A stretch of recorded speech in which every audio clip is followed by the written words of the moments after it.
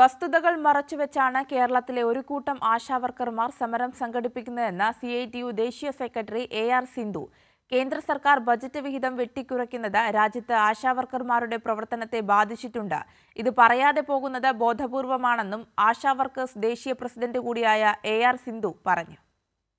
രാജ്യത്ത് പല സംസ്ഥാനങ്ങളിലും ആശാവർക്കർമാർക്ക് അവരുടെ വേതനം കൃത്യമായി ലഭിക്കുന്നില്ല.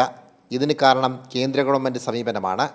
ബജറ്റ് വിഹിതം വെട്ടിക്കുറയ്ക്കുന്നതാണ് പ്രധാന കാരണമെന്ന് CITU ദേശീയ സെക്രട്ടറി AR സിന്ധു വ്യക്തമാക്കി. ഇന്ത്യയിൽ എമ്പാടും ആശാവർക്കർമാർക്ക് ഇപ്പോൾ നിശ്ചിത സമയത്ത് അവരുടെ ഇൻസെൻറ്റീവുകൾ വേതനം എന്ന് പറയാൻ പോലും കഴിയില്ല, അത് ലഭ്യമാകുന്നില്ല. അതിൻ്റെ പ്രധാന കാരണം കേന്ദ്ര സർക്കാർ നിരന്തരമായി ബജറ്റുകളിൽ വരുത്തിയിട്ടുള്ള വെട്ടിക്കുറവാണ്. ആ ബജറ്റ് വെട്ടിക്കുറവിൻ്റെ ഫലമായിട്ട് അവർക്ക് സമയത്ത് സംസ്ഥാന സർക്കാരുകൾക്ക് വേണ്ട വിഹിതം കൊടുക്കുന്നില്ല. നിലവിലെ സമരം അവസാനിപ്പിക്കാൻ കേരള ഗവൺമെൻറ് നടപടി സ്വീകരിച്ചിട്ടുണ്ട്. പക്ഷേ സമരം നടത്തുന്നവർ കർണാടകയിലും കേരളത്തിലും രണ്ടു നിലപാടാണ് സ്വീകരിക്കുന്നതെന്നും സിന്ധു പറയുന്നു.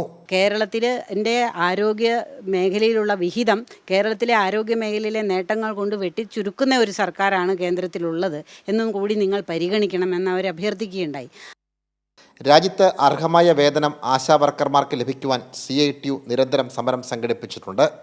അതിൻ്റെ ഫലമായിട്ടാണ് പല സംസ്ഥാനങ്ങളിലും നേരിയ വർധനവെങ്കിലും ഉണ്ടായത്. അത് ഇനിയും തുടരുമെന്നും സിന്ധു വ്യക്തമാക്കി.